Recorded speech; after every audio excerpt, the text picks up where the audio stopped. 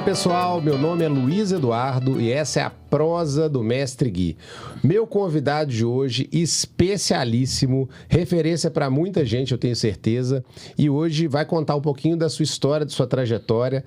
Pietro Araújo. Obrigado, Pietro. Muito obrigado por você ter vindo aqui, cedido seu tempo. Com prazer. E, bom, já para a gente começar, o que eu gostaria é que primeiro você se apresentasse. Quem é o Pietro? Bom, hoje eu sou uma pessoa com 74 anos de idade, né? Nascido na Itália e cheguei no Brasil em 1960, junto com a minha mãe. Meu pai já tinha vindo anteriormente, tinha chegado no Brasil em 1950 e foi direto para uma cidade chamada Ubá, na zona da Mata Mineira, onde tinha uma concentração muito grande de imigrantes italianos. Então, uma colônia muito grande, por isso nós fomos para lá, né? E eu estudei o ginásio e o científico em Ubá, e depois vim prestar vestibular aqui em Belo Horizonte e tive a grande sorte de passar diretamente. Na realidade, eu não queria vir para cá, porque o que estava na minha cabeça é que eu queria ir para Viçosa, porque no segundo ano científico nós tínhamos feito uma excursão para Viçosa e achei aquilo uma maravilha. Opa. E até hoje, as últimas vezes que eu fui, continuou sendo uma maravilha. Então eu tinha cismado com isso, né? Mas surgiu uma oportunidade, Pietro, vamos fazer vestibular em Belo Horizonte. Vim, passei, então esqueci, né? Inclusive eu nem sabia que tipo de engenharia que eu ia fazer. Se não me engano, foi o meu professor de estatística que me sugeriu fazer engenharia civil, porque depois eu poderia me especializar em alguma outra coisa, que a engenharia civil cobre uma área muito maior da engenharia, né? Sem dúvida. Bom, então eu comecei a trabalhar minha vida profissional já no terceiro ano da Escola de Engenharia, na construtora M. Roscoe, fazendo pequenos trabalhos, obras prediais, perto na Grande BH, né? Mas a primeira obra industrial foi a fábrica da Seminas, de cimento lá de Pedro Leopoldo. Aí eu já estava no quinto ano, né, de escola, e depois fiquei por mais 2 anos, porque nós botamos, inclusive, a planta para operar. E depois o próprio cliente nos pediu que mantivéssemos uma equipe lá para fazer trabalhos complementares. E para você ter uma ideia, foi muito engraçado, quem fez o carregamento do primeiro vagão de trem com sacos foram peões nossos. Olha só. E tinha um outro estagiário comigo, o Arnaldo Wengland, que ele tinha ido para a FMB, onde a MROS já estava construindo a indústria da FMB. E me pediu, Pietro, dá um jeito para que a primeira carreta de cimento a granel saia em nome da MROS. Olha. E eu fui no Antônio Marcos, que era o administrativo da Seminas, né? Na época chamava Seminas, né? E falei, vamos dar um jeito nisso aí. Não, tranquilo, Pedro. Então, dito e feito, isso aconteceu. Aí o Arnaldo, o que ele fez quando chegou o primeiro cimento lá? Pegou os vidrinhos, encheu de cimento, tirou uma cópia da nota fiscal, que era 001, e distribuiu para um monte de amigos. Ah, legal. Olha que coisa muito interessante, né? Então foi meu... E você estava na escola ainda? Você estava na escola ainda? Não, aí nessa fase já tinha formado, que eu formei em 73. Entendi. Eu fui para lá no quinto ano, ainda fiquei mais 1 ano e meio, mais ou menos. Eu não te perguntei, por que engenharia? Você gostava mesmo? Era isso que você queria? Sim, porque eu sempre gostei muito de matemática e, graças a Deus, peguei uma equipe de professores lá em Ubá fantástica, coisa que não existe mais. A minha irmã lecionou, é professora aposentada, lecionou nesse mesmo colégio, sabe? Colégio Estadual Raul Soares, né? E para você ter uma ideia, tinha professor meu, por exemplo, pra você ter uma ideia, de desenho, que quando chegou no final do terceiro científico, começou a nos dar, inclusive, descritiva, coisa que eu só fui aprender na escola de engenharia aqui.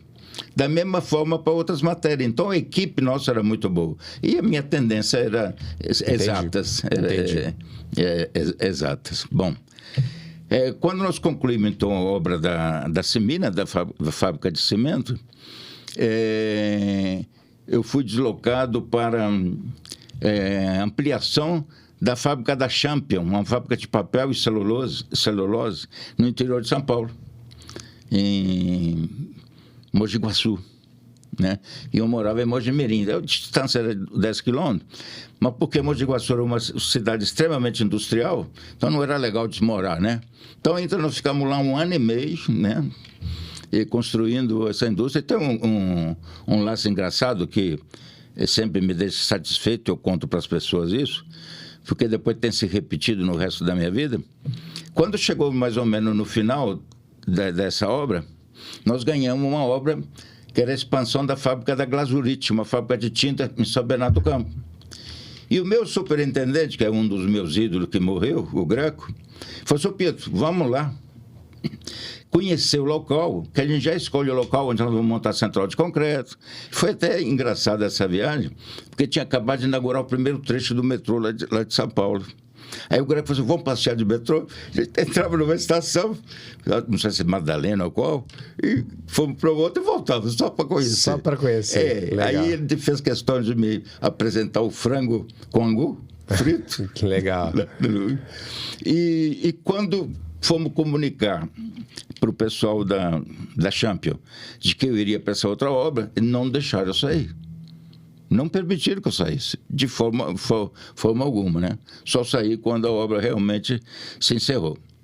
Dessa obra da Champion, eu fui deslocado para a expansão das Minas, na fase 3, né? É Ipatinga. Aí já é Ipatinga. Começamos no primeiro projeto, que era a ampliação da sinterização, era uma nova sinterização. Aí fomos agregando mais obras e o efetivo só crescendo, chegamos a um efetivo de 1.200 homens, para você ter uma ideia, né? Chegamos a fazer 6.000 metros cúbicos de concreto no mês, né? Uau!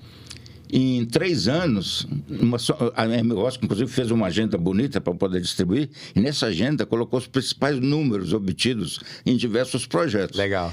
E nessa nossa da Minas estava lá, 80.000 metros cúbicos de concreto executados, né? Uau! Um grande, volume absurdo. Um grande projeto, muito breve. Então, daí surgiu a Mendes Júnior de ter ganho uma obra, um projeto no Iraque, que é a construção de uma ferrovia de 500 quilômetros, para você ter uma ideia. E o meu diretor, vamos dizer assim, da MROSC, tinha saído já 1 ano antes e tinha amigos na Mendes Júnior, e coube a ele formar uma equipe para executar as obras de artes especiais dessa ferrovia. Uma aguinha aqui. Obras de artes especiais são as pontes e viadutos, né?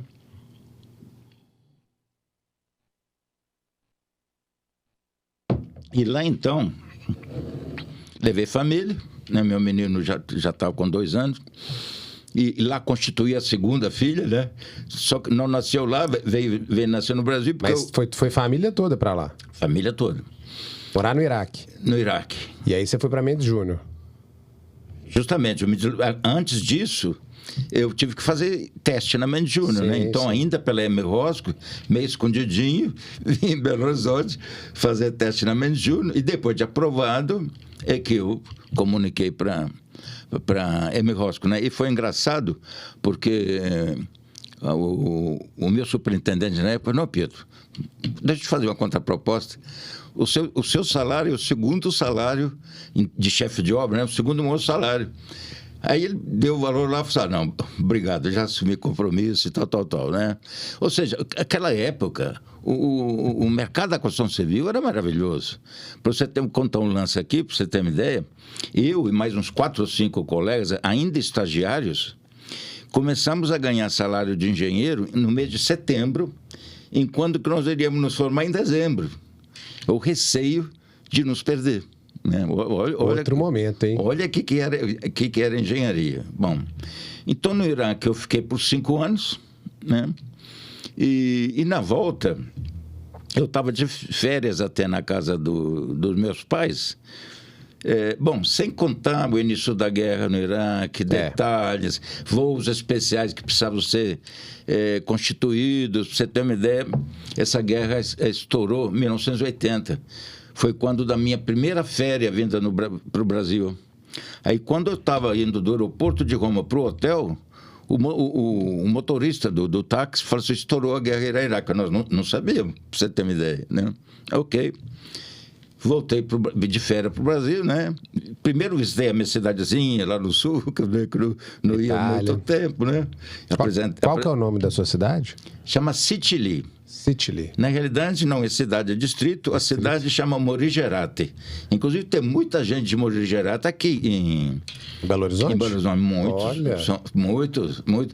Você lembra do seu clube que você adora, que é o Cruzeiro? Opa, não, aí não. O diretor financeiro, o Furlete? Ele é de lá?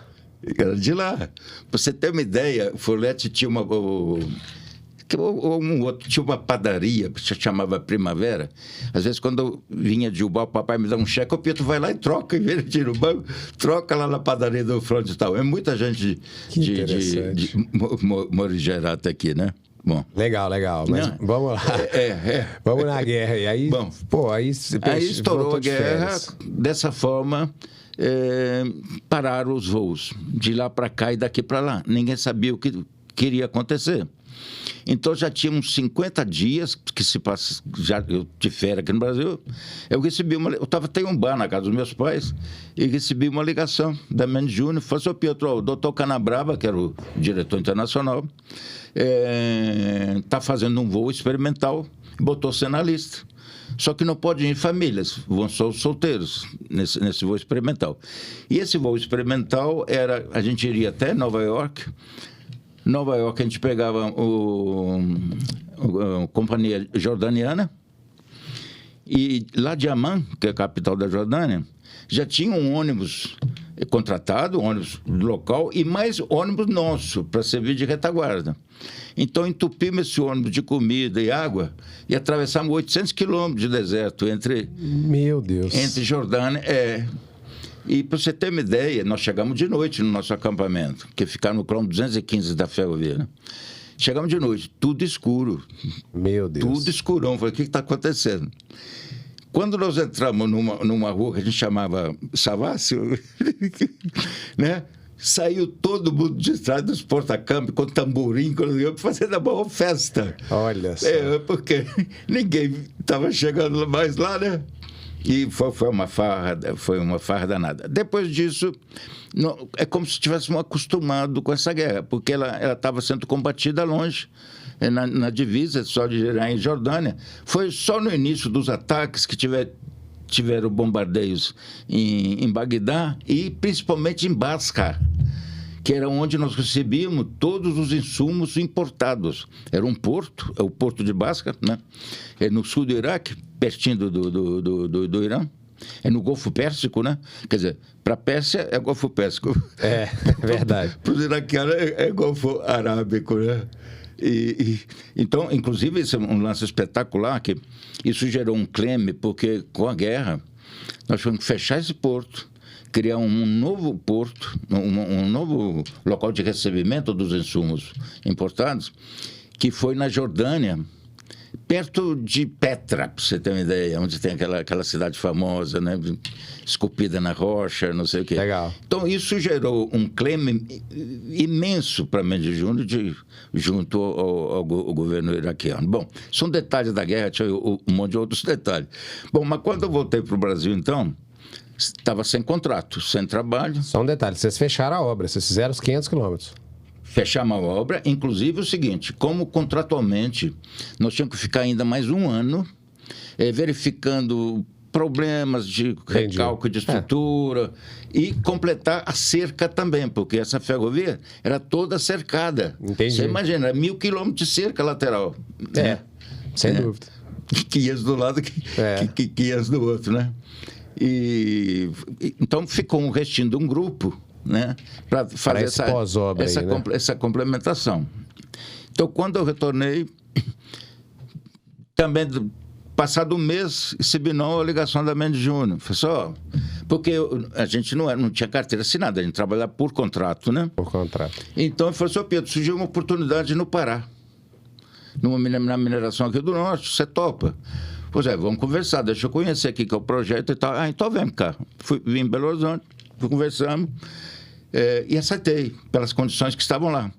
Porque você ter uma ideia, antes disso tinham ofertado, antes não, um pouquinho depois, tinha ofertado para ir para a Bolívia, uma hidrelétrica, só que não tinha que estudar na escola local, etc. Eu recusei o convite.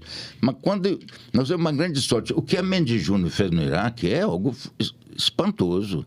Pra você ter uma ideia, amigos meus, amigos assim, de formatura, de morar no mesmo prédio, depois conversando no futuro, ele falou assim: Pietro, Mendes Júnior é muito ousada. Por exemplo, você pega a nossa equipe de objetos especiais, eram todos, só tinha o chefe, o Greco, que era da Mendes Júnior, mas tinha 1 ano e meio de Mendes Júnior mesmo assim. Né? Entendi. Esse é meu amigo, falou assim: Andrade Gutierrez, não farei isso nunca.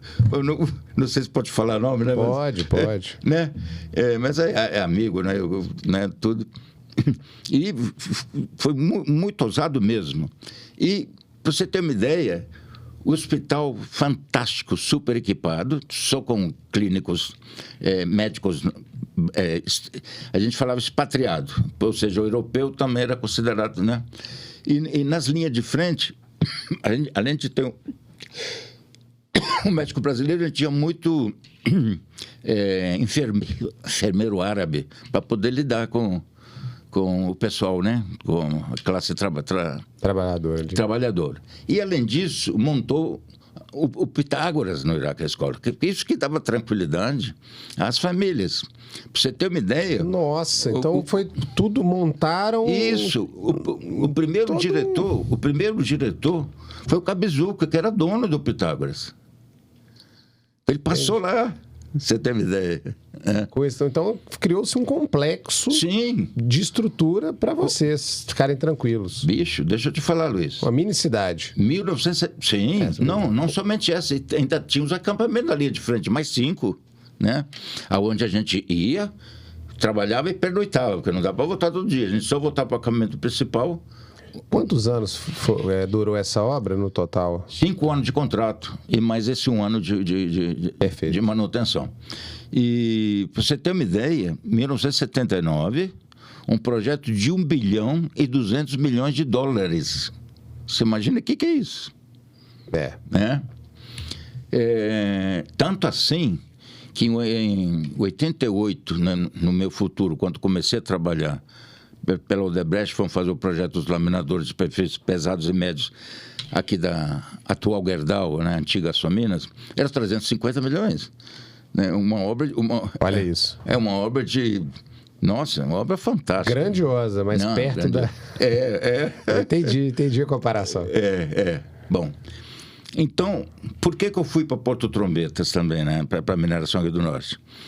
Porque, primeiro, você imagina 5 anos de aridez. Imagina a Amazônia, maravilhosa, né? E, segundo, estava lá o próprio Pitágoras, a escola também. Aí era você ficou tranquilo. Hospital fantástico. Eu falei assim: bicho, o salário razoável. Eu falei assim: vamos. Então, eu passei nesse local 4 anos.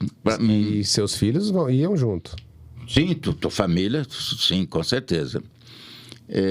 O cara que se separa para ir trabalhar, aí não é vida. Só emigrante mesmo, igual foi meu pai. Na época da pobreza, emigrar é o seguinte: eu vou para um lugar que eu não vou voltar mais para minha terra, né? Entendi. Então, foram 4 anos fantásticos. Lá eu aprendi a pescar, no Rio Trombetas. Não, cada lugar, assim, maravilhoso, né? E tive a oportunidade de aprender outras coisas. Eletromecânica, por exemplo, porque tinha muita área industrial. Nós fizemos uns projetos, assim, muito bacanas. Vou citar 2. Toda a geração de energia lá era feita através de geradores diesel. Uns monstros de geradores diesel. Uma barulheira danada. E aí o governo brasileiro criou um incentivo para gerar através de cavaco de madeira. Porque como ia sair uma hidrelétrica grande no local chamado Cachoeira Porteira, bem a montante lá no Trombetas, então foi feito um projeto de tecnologia Outokumpu, finlandesa, caldeira da CBC nossa, né, caldeira, e o gerador da Dedine, São Paulo. Né? Formou-se um consórcio lindo, maravilhoso. trocava 5, 6 geradores monstruengos por uma turbininha desse tamanho assim. Isso aí, que coisa fantástica. E o que era de diferente nesse negócio? Era a queima do cavaco. A caldeira é como se fosse um caixotão, uns 15 metros de altura mais ou menos, 10 por 10 por uns 15 de altura. E aqui no fundo aqui tinha um leito que a gente chamava leito fluidizado. Era uma camada de areia de 1 metro mais ou menos de espessura. Ok. Tinha insuflamento de ar por baixo. E esse leito, na realidade, não era parado. Ele... Entendi. Igual a areia movediça. Entendi. E lá de cima vinha caindo o cavaco. E não, antes de atingir o leito, ele já se incendiava. Entendi. Gerava o calor. Uma tecnologia fantástica, né?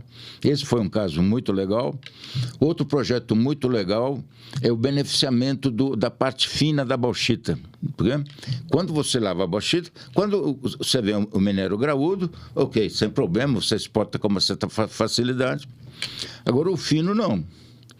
O fino, para você ter uma ideia, o que tinha que ser feito? Tinha que queimar, secar o fino antes de colocar no navio. Porque se você colocasse ele molhado, porque isso aí distribuía bauxita para o mundo inteiro, para a Ásia, para tudo.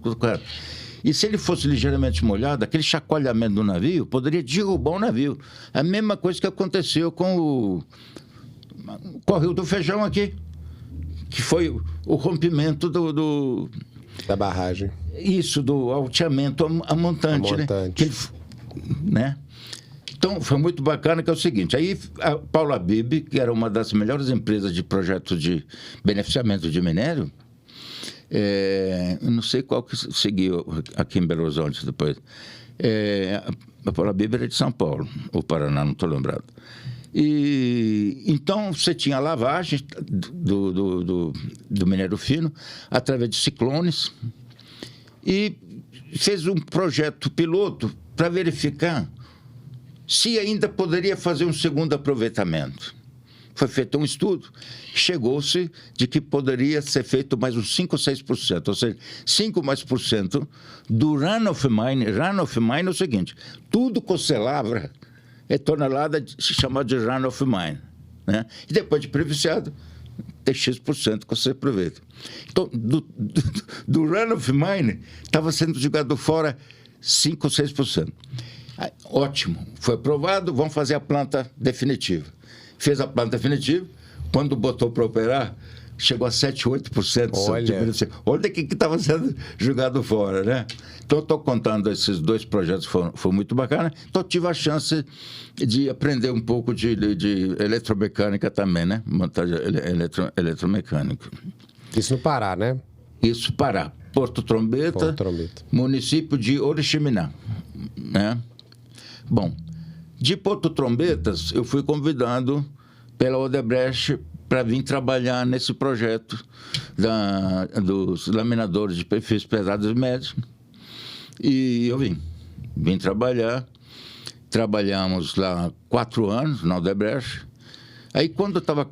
E depois, quando eu estava no finalmente também desses laminadores, o Silvio, que era o meu diretor, me deslocou aqui para fazer 6 avenidas sanitárias dentro de Belo Horizonte. Então, fiz 6 avenidas sanitárias aqui em Belo Horizonte. Com isso, eu tive muito contato com o pessoal da Sudecap, criei muito amigo lá dentro da própria Sudecap. E aí, quando acabaram as obras, o que eu vou fazer? Eu estava cansado de ficar viajando e tal, né? Aí, um amigo meu, que tinha estado também um pouco no Iraque, um chileno, trabalhava na Mendes Júnior, e estava cuidando da montagem de uma britadora da Mendes Júnior ali em Sabará. E descobriu que tinha uma britadora à venda. E conseguiu convencer a mim e vários outros colegas, né, a comprarmos essa britadora. Não acredito. Sério? Aí eu fui tentar ser patrão. E como não foi feito um estudo bem feito, o que aconteceu? A nossa jazida é material nobre. Guinais. E você tinha 3 concentrações de guinais. Era ali a nossa, em Sabará, era a Morro do Sino, que também em Sabará, E tinha a Britadora Santiago, que ainda existe hoje, né? E tinha a TCL, na época era chamada Martins Lana, hoje é TCL, né? E hoje o mercado de guinais é dominado pela Britadora Santiago e até TCL, né? Então, o que acontece? A gente brigava com calcário calcítico. Para você produzir brita em calcário calcítico, o custo de produção é menos da metade do que o custo de produzir um guinais, ou um basalto, ou um granito. Então, num primeiro momento, passamos muito apertados, né? Até que conseguimos uma certa conscientização do grupo, né?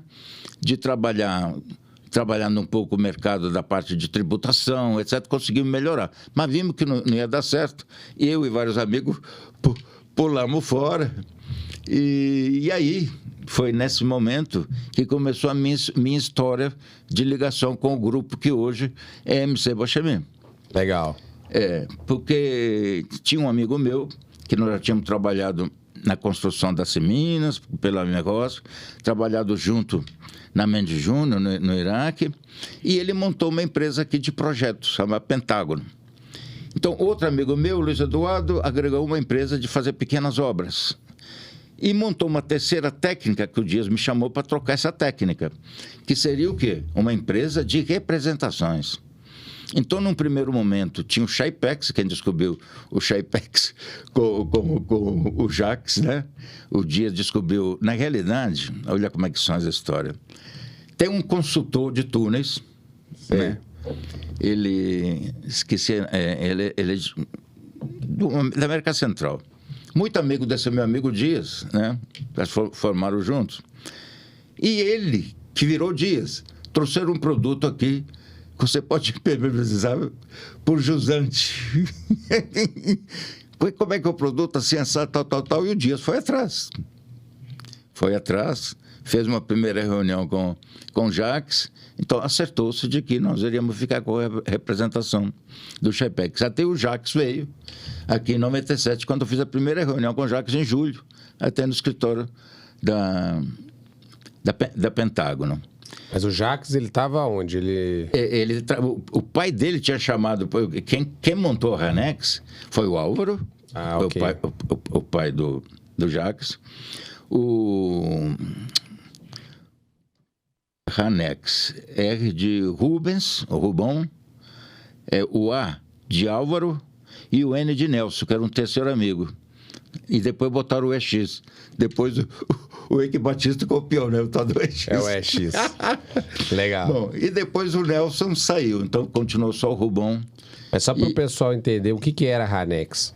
A Ranex foi uma empresa constituída para trabalhar o produto Chaipex no Brasil. Isso. Né? Então começou como importado, até montar uma planta de mistura nacional. É uma história longa. Sim. Né? Só para o pessoal entender. Isso. E o que aconteceu de bom, vamos dizer assim?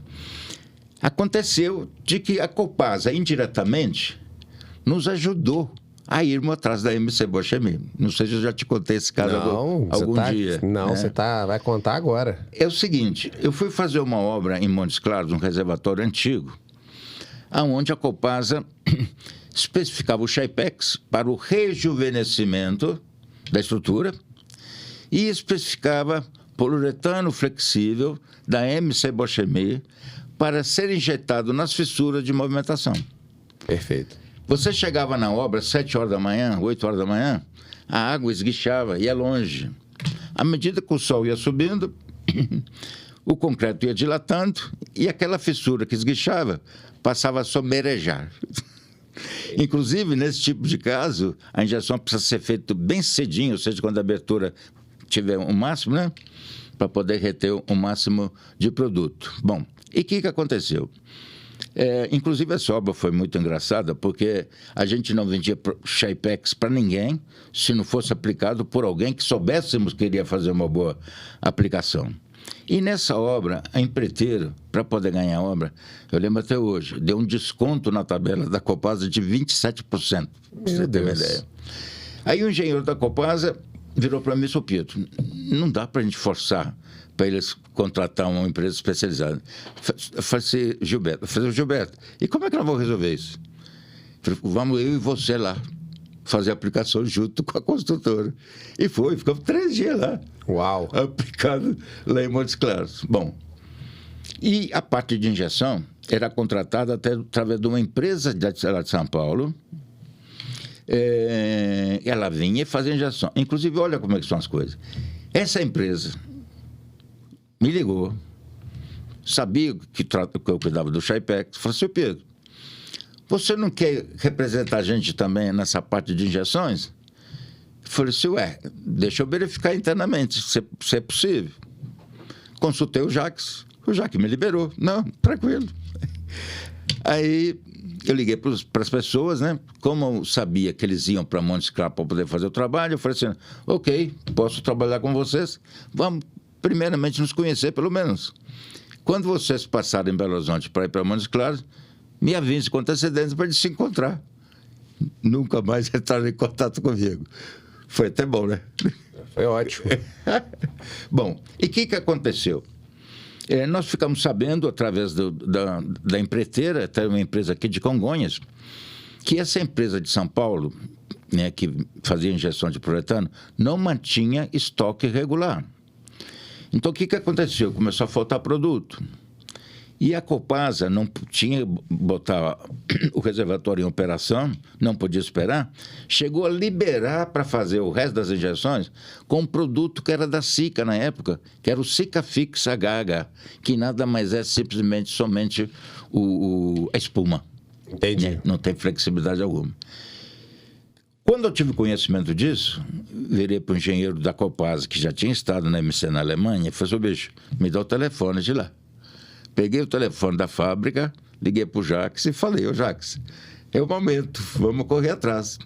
Ele conversou com o pai dele, aí começou o contato e, graças a Deus, começamos a representação. E em virtude... Mas então tudo vinha da Alemanha. Aí a MC Bauschmidt do Brasil nasceu aí. Isso. Entendi. Então, tanto assim, para você ter uma ideia, eu fui a primeira vez, foi em 2001. Nós ainda não éramos MC Bauschmidt. Inclusive, para você ter uma ideia, o Jacques tinha me pedido para eu explorar também a área de aditivos. Quais as categorias de aditivo que está sendo utilizada, preços básicos, etc. Né? Então, fui nos meus amigos de controle tecnológico de concreto e naquele das concreteiras. Peguei as informações, passei para o Jacques. Então, quando nós fomos em 2001, o Jacques falou assim: ô Pedro, convida esse seu amigo aí, que era da Via Técnica, o Ricardo Vinagre, para vir ver o nosso policarboxilato aqui que era o de última geração, né? E foi. E o Ricardo virou: pode levar.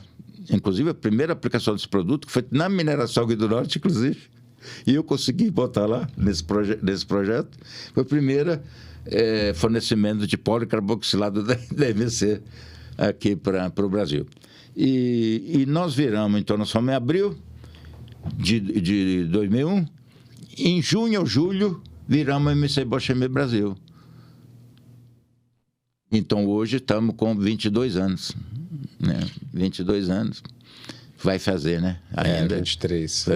Não, vai fazer 22, porque foi em 2001. Em 2023, isso que eu quis dizer. Né? Então, o que aconteceu? O mercado nacional de engenharia não conhecia essa tecnologia de injeções. Vou te dar um exemplo. Existe uma empresa, um projetista aqui de barragem, Magdi Shaat. Esqueci o nome da empresa dele agora, me fugiu. Mas ele é um engenheiro egípcio. E teve uma época, vieram 3 egípcios para o Brasil especializados em barragem. Todos formados lá no Nilo, lá naquelas barragens deles lá, né? Um se estabeleceu no Rio, um em Belo Horizonte e o outro no Paraná, né? E quando eu fui apresentar aqui para o Magdi Shaat, o Shaipex primeiro, nem tinha injeção ainda. Ele virou para mim e falou assim: ô Pietro, dá um pulo para mim lá em Igarapava. Igarapava foi a primeira hidrelétrica de turbina de eixo horizontal. essa que você não precisa do lago para poder operar, né? E quem tinha construído essa hidrelétrica era um amigo meu, pela Odebrecht, né? Então, quando eu cheguei lá, tinha local, painéis elétricos, cobertos com lona plástica, de eles não estarem conseguindo resolver as infiltrações. Então, olha como que era a situação. Com isso, então, as injeções explodiram. Explodiram. Nisso, os alemães cresceram o olho e compraram a Canex do Brasil. Então, começou dessa forma. Entendi. E aí, aos poucos, foi agregando grout, epóxi, argamassa polimérica, e hoje, graças a Deus, a MC tem tudo aí para poder atender o mercado, tanto de infraestrutura como predial. Bacana, nossa, que história espetacular. E o legal é que na nossa prosa, Pietro, a gente gosta de causos. Você já contou um monte de causos aqui, muito legais. Então, de toda a sua história, onde você passou mais tempo até agora foi o contato com a MC, não é isso? Foram 25 anos. 25 anos. Uau. 25 anos. Uau, e continua, né, Pietro? E continua. Agora... porque a Dalminas é uma parte da MC hoje, né? É isso aí, a gente tá junto. Bom, é muito bacana, só que agora eu gostaria que você contasse pra gente, os causos antes desse contato com o mercado de químicos para construção. Você já contou bons casos pra gente, né? Eu queria que você contasse alguns causos, pelo menos uns dois, assim, que você viveu, assim, que tenha sido uma lição aprendida pra você, que tenha sido ou sucesso... São causos marcantes, né? Então, por favor. Marcantes. O primeiro deles, que eu tenho, inclusive, a amostra está comigo, como estou fechando o escritório, levei lá para casa, né? É o seguinte, fui visitar o José Eduardo Aguiar, quando ele tinha 1 ano ou 2 anos que tinha constituído a empresa dele, Recuperação. E é uma referência, né? Estava começando. Hoje, eu digo hoje. Hoje sim, hoje sim. E quem me indicou foi o Dias, esse amigo meu. Procura o José Eduardo Aguiar, que ele vai trabalhar só com isso, tal. Legal. Ainda só com Chaipex. Aí, quando apresentei o Chaipex para ele, e apresentei de uma forma como o Emílio tinha me ensinado, né? Porque é o seguinte, quando você faz o reparo num concreto que está com oxidação de armadura, você vai lá, remove a oxidação, aplica o inibidor de corrosão, aplica a ponte de aderência e faz o fechamento com boa argamassa polimérica. O que isso é? Isso é um simples curativo. Perfeito. Você não está adicionando mais nada.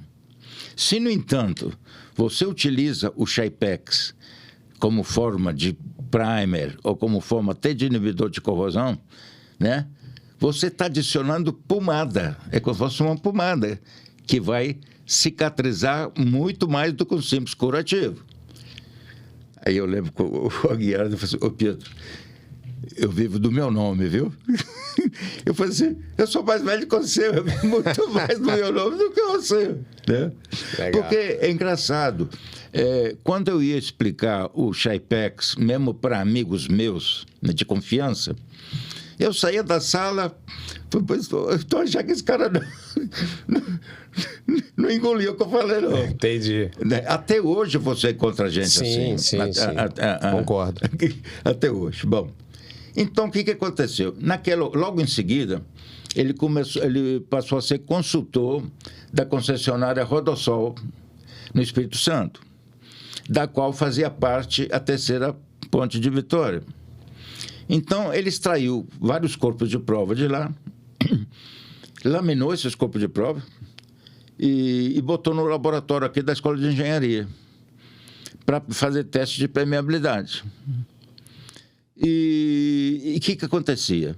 A microfissuração, né, e os microporos não permitia nem que se fizesse a leitura no manômetro. A água passava direto. Mentira. Isso.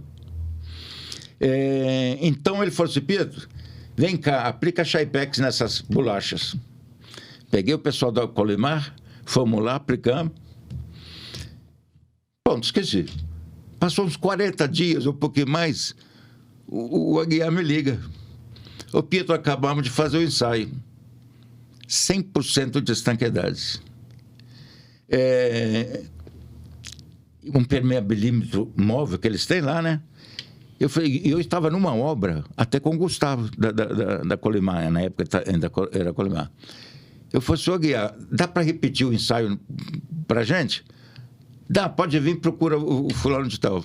Fomos lá, ele repetiu o ensaio, fantástico. E, a eles interessava saber, numa pressão, não sei se era 5 ou 6 metros de coluna d'água, porque isso representaria uma chuva torrencial, um raciocínio deles lá. E deu 100% de estanqueidade. Então, uma das bolachas que foi testada está até em casa comigo. Então, isso... Você tem ela em casa, essa bolachinha? Levei essa? Tá doido? Um negócio desse? Né? Nossa, que legal que você fez. E... Então, isso, a tranquilidade que deu a ele. E depois, o seguinte...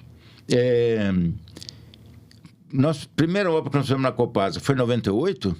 No ano 2000, nós já tínhamos atestado da Copasa, falando da eficiência da cristalização, através do Shaipex. E aí, nessa ocasião, nós já tínhamos feito já alguns trabalhos de injeção, nós já estamos representando a MC. Então, no atestado que a Copasa nos produziu, nos deu em 2000, falava do Shaipex concentrado, modificado e Petting Plug da Ranex do Brasil, e das linhas de injeção assim assado. O atestado é completo. 2000. Uau. Né? Olha só. Então, isso para mim foi um caso assim fantástico, né? Não, sem dúvida, né? Você vê que o Aguiar ele não acreditava o nome, desconfiava. Mas de fato não vou dizer que tem ciência por trás, né? Mas não é que ele não acreditava, não. Ele só falou assim, Pietro, por favor, né? Por favor, eu vivo do meu nome, né? Sou consultor, né? Não, mas estava disposto, estava junto para fazer o trabalho. Então, esse foi um caso fantástico, por quê? Porque foi indiretamente, não foi uma iniciativa da MC de fazer esse ensaio em laboratório que você contrata. Era uma necessidade do mercado, você vê. Isso foi feito por um consultor, por um cliente maior dele, e através da Escola de Engenharia, né? E relatório... Escola de Engenharia da UFMG. Da UFMG. Sim. Só para dar o crédito para o UFMG. Isso, ainda quando era aqui. Entendi. Né? E o chefe do laboratório era o Abdias. Legal, né? Legal. Não, eu quero mais um. Conta mais um caos aí pra gente. Esse é legal. Muito bacana. Outro muito bacana aconteceu na Aracruz Celulose. Antiga Aracruz. Depois mudou de nome, não sei se hoje é Suzana, eu não sei, mudou de nome várias vezes. É o seguinte, lá, eles têm, no local lá, eles fazem aproveitamento do gás da caldeira para gerar energia através de umas turbinas. Então, eles tinham 3 fundações sim, elevadas. Aqui tem um piso, um bloco de fundação, a turbina aqui em cima. E a estrutura de pilares e vigas toda trincada. Aí, um belo dia, o Aguiar me liga, meu Deus do céu, o Evandro, me liga, Pietro, vou estudar um caso aqui assado, porque o que eles fizeram? Eles contrataram um consultor de São Paulo para solucionar uma das bases, uma das fundações. E como é que esse cara fez? Meteu manta de fibra de carbono. Ficou caríssimo. É uma solução. Tudo envolvido. É uma solução, né? Mas de alto custo. De alto custo. Aí como é que nós fizemos nas outras? Simplesmente injeção de epóxi extremamente fluido nas fissuras. Só. Resolvido. Então, foi um caso que eu também considero fantástico. Você está mudando a engenharia, né? Isso deve ter sido em percentual, quantos por cento mais barato? Pra gente não tenho ideia, mas nem 10%. Nem 10%. Eu ia falar 10%, fiquei com isso na cabeça, mas falei, deixa o Pietro falar. Uma outra situação também, na própria Aracruz, eles têm 3 decantadores imensos na estação de tratamento de efluentes industriais deles, né? E as especificações de impermeabilização e proteção, principalmente proteção, era fazer tudo na base de epóxi. Ora, decantador enterrado com epóxi, imagina os problemadas que deu, né? E tem mais, a Aracruz também não fazia o controle da manutenção do efluente numa região de pH neutro. Então, você tinha picos. Então, a estrutura começou a sofrer muito. Então, você tinha a brita já aparecendo, não sei o que, não sei o que. Aí, da mesma forma, fizemos um projeto com a recuperação, onde nós fizemos o primeiro projeto de M-Serrim. E foi um projeto maravilhoso. Foram 2 decantadores imensos, para você ter uma ideia. Foram muitas toneladas, 100% importado da Alemanha. E ainda aconteceu um lance muito engraçado, que é o seguinte: eles adquiriram o produto para fazer 2 decantadores, né? E o que aconteceu? Por uma política pública que eles têm no Estado, no Estado do Espírito Santo, era pelo menos, hoje eu não sei, de contratar empresas locais. Perfeito. Então eles contrataram uma empresa local para fazer o primeiro espessador, o primeiro decantador. Aí fomos eu e o William, que era o nosso engenheiro de aplicação. Ainda era o MC-RIM F, é um que ainda tinha a parte William líquida. da MC? William é o nosso engenheiro da MC. O Mitch? Mitch. Ah, William Mitch, legal. É Mititaka. Mititaka. É William. E fomos treinar essa empresa, né? Começamos pelas paredes, então controle de espessura na parede. Tivemos que fazer uma espessura um pouquinho maior, em virtude já da brita aflorando, né? E eu estava muito preocupado na hora do piso, que o piso era irregular, e eu falando, olha o controle da espessura, olha o controle da espessura. E o que aconteceu? Gastaram, num decantador, quase o total de produto que tinha sido adquirido para os 2 decantadores. Você acredita? Acredito.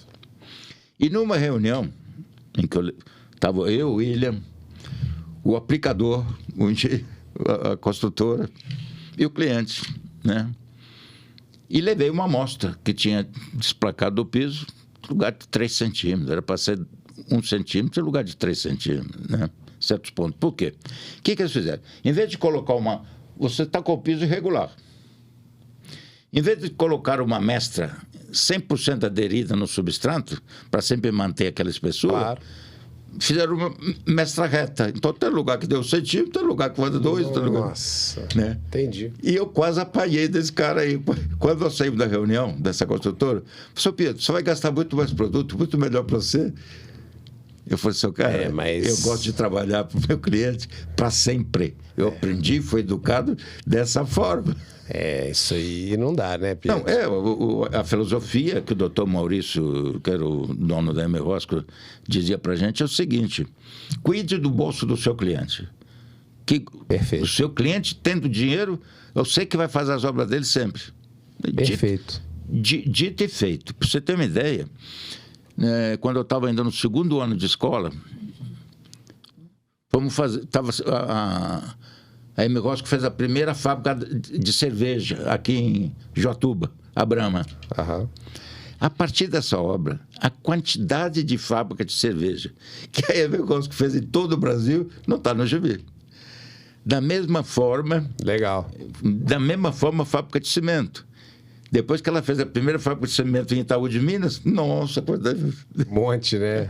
Passa a ser referência. E graças a Deus, né? Eu e de quem trabalhou na M. Rosco, a M. Rosco era tida como uma empresa de melhor engenharia. Nós disputávamos lá na Uzi Minas com o Odebrecht, com o Cindo Vieira. Na época era o Cindo Vieira, né? Depois virou Convap, né? Então, eu achei esse caso também muito bacana, de mudar a concepção do outro cliente, de epóxi para um produto novo que ninguém conhecia, né? É um produto que depois nós repetimos eles em diversos projetos e a gente vem repetindo, porque é um produto que você agrega 3 qualidades no mesmo, né? Ele transforma a sua estrutura numa estrutura impermeabilizada, né? Ela protege sua estrutura numa faixa de pH extremamente elevado e extremamente resistente à abrasão. Então, em área de mineração, em éticas de frontes industriais, agora mesmo vou sair daqui e fazer uma reunião na Paranás para um canal na CBMM em Varginha, que a CBMM é que fabrica o nióbio, né? Vamos olhar isso de um canal. Legal, hein, Pedro? Bacana. Tá muito bom. Não, mas tem um outro aí que eu achava... Então vamos mais um. Não, mais um interessante. Esse foi na Copasa pela grandiosidade da obra. Opa, então. Né? Por quê? porque diz respeito a algo que a gente vem trabalhando. Eu, particularmente, já venho trabalhando bastante em cima disso e tentando conscientizar principalmente os projetistas, naqueles que eu tenho acesso e que a gente consegue conversar legal, de durabilidade da estrutura. Porque Perfeito. O projetista é ele que entende. Se o cliente o procura para fazer um projeto, é ele que entende do projeto. Então, ele tem por obrigação apresentar para o cliente dele a melhor qualidade de projeto possível. Se o cliente vai executá-lo ou não, é outra história. Concordo. Mas você está mostrando para o seu cliente o que existe de bom. Então, você pega uma obra aqui da Copasa que chama Túnel Reservatório São Lucas. É um túnel, ele deve ter sido executado 68, 69, por aí, porque eu estagiei na Copasa em 71, julho de 71, no sistema Rio das Velhas, lá em Nova Lima. E já existia ou estava em construção? Não, já tinha sido executado. Tá. Só que a água não tinha chegado ainda em Belo Horizonte, porque não conseguia passar por um túnel lá. Nossa, o túnel foi uma loucura. E esse túnel, para você ter uma ideia, tem 1.300 metros de extensão. 1.300 metros de extensão. E quando você ia fazer a inspeção, você não podia esvaziar os dois, porque senão faltava água na cidade. Né? Você esvaziava era dupla, 2 células, né? Uhum. E a quantidade de água passava de uma célula para outra. E também o que vinha do lençol freático para dentro não estava no GB. Então, tivemos que fazer uma conscientização grande de aplicação também desse produto do MCRIM em toda a célula. Né? Foi um case fantástico. Né? Isso foi que ano? Uns 15 anos atrás. 15 anos atrás. Por aí. E estou esquecendo do mais interessante, que foi a criação da estanqueidade na vazão sanitária de Irapé. E por que isso me veio à mente agora? Você não acredita. João Abdala me mandou um zap aqui de uma menina, uma mestranda da PUC, que mandou para ele, assisti uma palestra fantástica do Walter Pacelli sobre concreto subaquático executado na usina hidrelétrica de Irapé, dentro da tubulação a vazão sanitária. Que é vazão sanitária? Vazão sanitária é um tubo que você tem que colocar para você manter a perenicidade do rio. Perfeito. Né? Então, enquanto você está jogando o rio para dentro do lago, formação do lago, o rio não pode ficar seco. Então, parte daquela água que está no lago está saindo por essa tubulação e entra no rio e mantém a perenicidade do rio. Então, a tubulação 1.400, se não me engano, de diâmetro, onde quando foram fechar a tubulação, ela não conseguia fechar, o registro não fechava. Então foram buscar soluções para fechar aquela tubulação. Então contrataram primeiramente uma empresa americana para fazer injeção cimentícia, não deu certo. Em seguida contrataram o Walter Pacelli, que é um dos maiores consultores nacionais de concreto. Ele, para você ter uma ideia, ele que foi o idealizador do laboratório de Furnas, que foi o maior laboratório de toda a América Latina. E aí ele fez uma situação externa, com o advogado, deu certinho, depois fez no local, ok. Aí eu lembro direitinho, fomos fazer uma reunião aqui na Leme Engenharia, e ele estava todo... Fiz minha parte, só que tinha uma vazão ainda de 15 litros por segundo, vazamento. 15 litros. E não dava então para fechar a tubulação, capear e fazer a rolha dentro do túnel. Né? Aí nós fizemos injeção de poliuretano estrutural, esse também foi fantástico, né? E hoje, tanto assim que o Pacelli está apresentando essa situação. Aí eu respondi para o João aqui, São João, será que o Pacelli se lembrou de comentar que houve necessidade de injeção de poliuretano estrutural para obtenção de 100% da estanqueidade? Esse foi muito bacana, sabe por quê? Legal. Olha, vou citar só um casozinho para você ver o tanto que isso foi legal. Uns 4 ou 5 anos depois, fez uma hidrelétrica aqui perto de Governador Valadares. Me fugiu o nome agora. Foi construída toda pela Odebrecht. Também eixo de turbina horizontal e tal. Aí o pessoal da Odebrecht nos chamou, que tinha dado um problema na montagem de uma das turbinas, se a gente conseguia fazer injetão, tal, fomos lá. Quando chegamos na casa de força, entramos, eu e o Gustavo, tinha um encarregado que tinha trabalhado em Irapé. Correu para cumprimentar e apresentou o Gustavo para um monte de amigo dele. Ô, gente, ó, esse daqui que acabou com o Mijão lá de Irapé. Nossa. Chamava Mijão. Porque, o cara chamava de Mijão Fazamento. Porque ninguém conseguia resolver. Não. Esse Gustavo é o Gustavo da Jamaia hoje. Da Jamaia, só pra gente dar o crédito pra ele. Gustavo da Jamaia. Legal, que bacana, hein, Pietro? São essas histórias, né, Pietro, que né, de contribuição pro nosso mercado industrial, principalmente pelo que você contou aqui, que fazem quem é você hoje, né? Realmente, com essa bagagem, e que eu tenho certeza que se a gente for contar caso aqui, dá umas 5, 6 horas de podcast. Dá ou não dá? Ou até mais. Porque muita coisa a gente se esquece, né? São pessoas que nos lembram. Vou te dar um outro exemplozinho legal. José Carlos JCZ. Zenha, José Carlos Zenha, não sei se você já ouviu falar dele, mas eu o conheci quando ele fez recuperação do estádio do Ipatinga. Né? O estádio de futebol? De futebol, Ipatinga. Eu conheci através de uma outra pessoa que tinha sido feito o controle tecnológico nosso na época da construção da Gerdau, né, da Somina. E ele, expliquei o Shypex para ele, tudo direitinho. E ele, um cara muito inteligente, começou a entrar em licitações da Copasa e tal. E ganhou um reservatório São Benedito, em Santa Luzia, né? Ok, fomos lá, aplicamos o Shypex, mas tinha umas injeções para ser feitas.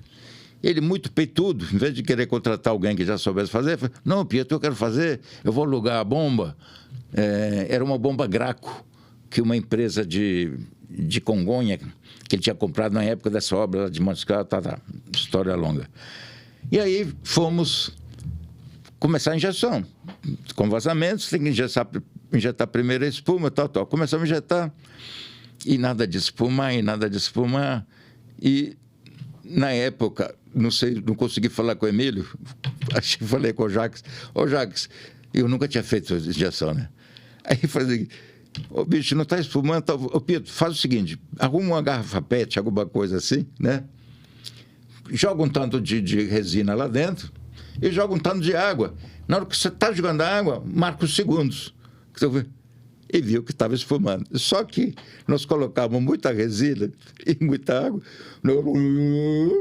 e saiu tudo aqui em cima, formou uma couve-flor de todo tamanho. E eu tenho isso no escritório como um totem. Eu quero ver isso. Aí, esse Zé Carlos Zenha ligou para o Felipe da MC, né? Aqui na responsável por infraestrutura e indústria, né? A respeito de uma obra, eles vão se encontrar lá para tentar solucionar o que ele está precisando. Aí eu lembrei. Felipe, passa no escritório, pega aquela garrafa lá e leva de brinde pro Zé Carlos, que ele vai adorar. Vai lembrar, né? Então, é muita história que a gente não lembra. Né? Muita história boa. Queria aproveitar agora para você contar pra gente quem são seus mentores, quem foram as pessoas. Você já citou algumas aqui nessas histórias, mas lembra aí. E conta, e dê o crédito, né, das pessoas que fizeram a diferença na sua vida. Uma pessoa fantástica chamava-se Maurílio Ferreira. Eu conheci na Menjuna e ele foi responsável por todo o planejamento das obras de artes especiais, né? Pontes e viadutos. Inclusive, eu tive a chance de participar com ele. Depois que eu saí da M. Rosco, fiquei 3 meses na Menjuna aqui, ajudando a fazer recrutamento de pessoas. Como Ipatinga, pra você ter uma ideia, eu conhecia muita gente, fui lá, peguei um recrutador, fomos pro hotel, começamos a pôr anúncio no rádio, tentando pegar um monte de carregado, que a gente tinha muito bom, né? Não consegui pescar ninguém. Então, eu fiquei recrutando gente e também participando de algumas reuniões. Então, Maurílio Ferreira, Maurílio Ferreira. Aí é o seguinte, grande parte dos fornecimentos especiais nós compramos da Itália. Então, e eu participava das reuniões, né, das formas, vários tipos de formas, etc, etc. Então, eu tive chance de participar aqui. Inclusive, revi as pessoas, quando nós contratávamos mesmo, tive que passar em Milão para verificar se estavam começando a trabalhar, né, na minha primeira ida, né? Então, o Maurílio é fantástico, impressionante. Vou citar um exemplo dele que é fantástico. Bom, primeiro é o seguinte, Pietro, não se preocupem em falar errado em inglês. Eu não sabia nada de inglês, nada. Sabia alguma coisa para me virar no aeroporto. Mas nas reuniões com fiscalização não sabia. Tanto assim que nas primeiras reuniões eu pegava o Celso, que era um intérprete da Superintendência de Terraplanagem, para levar comigo. Fui na primeira, na segunda. Quando chegou na terceira, o Celso... Não, o Benício falou que não posso te atender, mas não, eu só posso atender terraplanagem. Então você imagina a dificuldade que vem. Que se virar, né, Pietro? Aí o Maurílio falou, Pietro, não preocupa, fala de qualquer jeito. Não preocupa com pronúncia, não preocupa com nada. O importante é comunicar. É isso mesmo. E a partir daí passei a usar isso. E muita gente depois falou assim, Pietro, você que me ensinou a fazer isso. Depois que a gente fica sabendo. Né? Entendi. Bacana. Quem mais, Pietro? Bom, Maurílio Ferreira, mas deixa eu te contar um lance engraçado, muito bacana do Maurílio Ferreira. Nas pontes rodoviárias, você tem... para o tabuleiro não ficar muito pesado, você coloca uns tubos lá dentro, né? E concreto em volta, faz armadura e concreto em volta. E esses tubos, a especificação era de um tubo europeu, de alumínio, sofisticado. Imagina trazer isso. Nossa. Não, se fosse pelo peso, até que não, mas pelo volume de transporte, né? Aí o Maurílio falou, seu Pedro, foi na ponte 72, se não me engano, não tinha um canteirinho lá. Falei, seu Pedro, arruma uns tambor aí, tambor, e saco de cimento. Aí nós fizemos um teste, bonitinho, com saco de cimento para dar a carga, chamamos a fiscalização, tá vendo? Funciona. Trocava todas as tubulações por tambor velho de óleo. Ah, você tá brincando. Porque o objetivo era só criar o vazio. Tá brincando. Essa é boa. Teve outras histórias, mas o Maurílio é um. O Greco, que é o que me chamou para ir para o Iraque, que constituiu a equipe, essa equipe nossa. Para você ter uma ideia, nós tínhamos 25 engenheiros, mais ou menos. Uns 20 foram tirados da Emerosco. Olha só. Então era uma equipe especial de engenharia, né? Sem dúvida. Sim. Legal, bacana. E tem o Dias. Eu ia perguntar se o Dias estava na lista. Tá na lista porque ele, além de termos trabalhado junto, né, em diversos projetos, ele foi o mentor da criação desse grupo de trabalho, de montar uma empresa de projetos, montar uma pequena construtora. Inclusive, essa pequena construtora, ela representava a construtora Passarelli aqui. Nós fizemos diversos projetos para a Copasa. E eu com a técnica para trabalhar em representações, que eu comecei então com o grupo que hoje é MC. A gente cuidava também da Proaqua. Proaqua é uma empresa do grupo Protende, que tem os maiores projetos de proteção nacional. E essa Proaqua não foi adiante. Nós tínhamos uma ferramenta italiana para tratamento secundário de efluente sanitário. Só consegui fazer 2 obras aqui em Minas, para você ter uma ideia. Não foi adiante.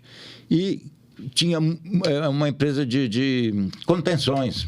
Então fizemos muitas contenções. Fizemos umas contenções maravilhosas para a Vale, né? Na mina Conceição e Mina Cauê. Fizemos contenções de 29 metros de altura. Você precisa ver que coisa linda, maravilhosa. Entendi. Mas aí, como o volume de trabalho da MC foi só crescendo, eu fui abandonar as outras 2, né? Há muito tempo, né? Entendi. Quem mais, Pedro? Não, mas de mentor. Dias, Greco, e o Maurílio Ferreira. A turma boa, hein? Time bom, hein? Um time bom. Fora os que trabalham juntos, né? Sérgio Lúcio, Luiz Eduardo, Malaguti. Uma turma muito boa.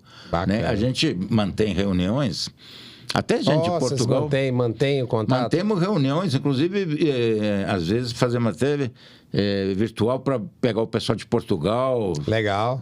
O pessoal morando fora? No mínimo uma vez por mês, além de ter um grupo de WhatsApp. Né? Legal, bacana.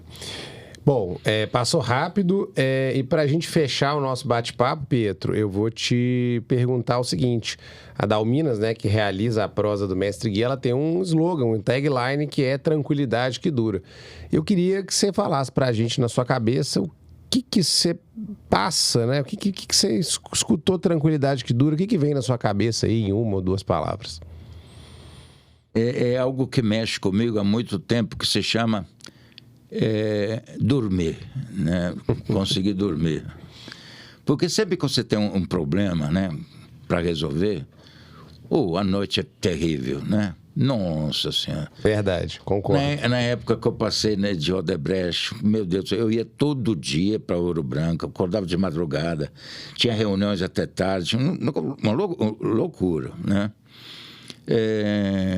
Algumas situações que a gente também passa por certos problemas na própria MC, um problema de um piso, aonde nós especificávamos um produto que não era adequado, e aí tirava o sono da gente. Então, dorme mal. O que eu mais prezo é a tranquilidade, é o que você está falando, né? Tranquilidade, de que forma ela se dá? Primeiramente é o seguinte, eu jamais faço uma especificação sem estar devidamente tranquilo comigo e, além do mais, conversando com todo mundo. Ô, bicho, tentando fechar. Eu tenho um casozinho que vale a pena, só mais um casozinho, é o seguinte. Um cara fez uma casa de alto luxo no Alphaville.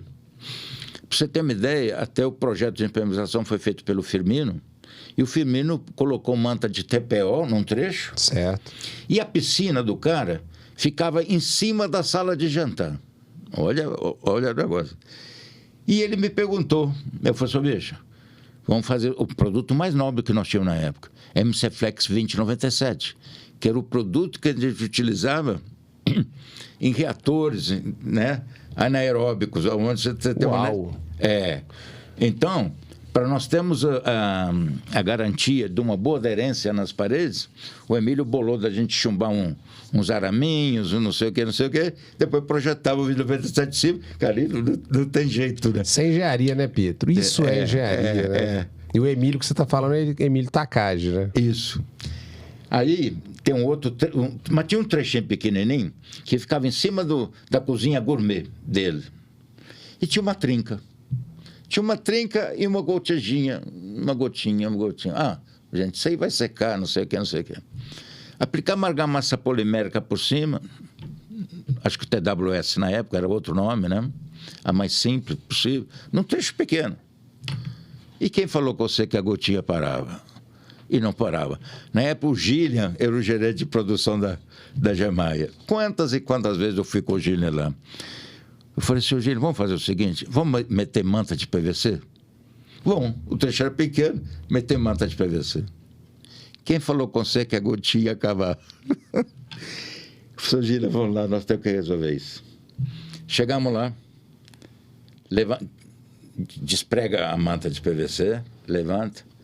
O forro da manta está todo molhado. Mas não é possível. Não entrou água aqui. Aí caçamos o encarregado, que ainda ali estava por volta. Vem cá, explica para a gente aqui. O que tem aqui dentro?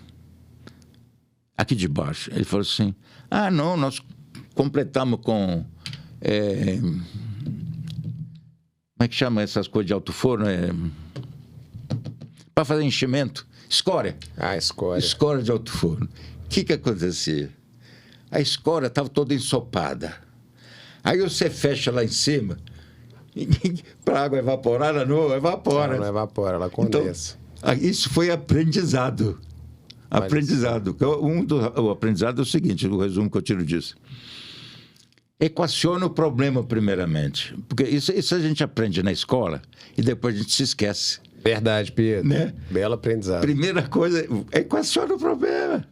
coloca todos os detalhezinhos e tal, que vai te facilitar muito a solução dela. Né? Concordo. Não, legal. E é isso. E pelo visto você ficou sem dormir um bom tempo aí com essa obra, hein? Não, fiquei mais com a cobertura aqui onde eu usava o epóxi, onde eu não devia ter usado. Aí é pior. Nossa, porque vinha a ligação do cliente final, porque embaixo já estava funcionando uma loja.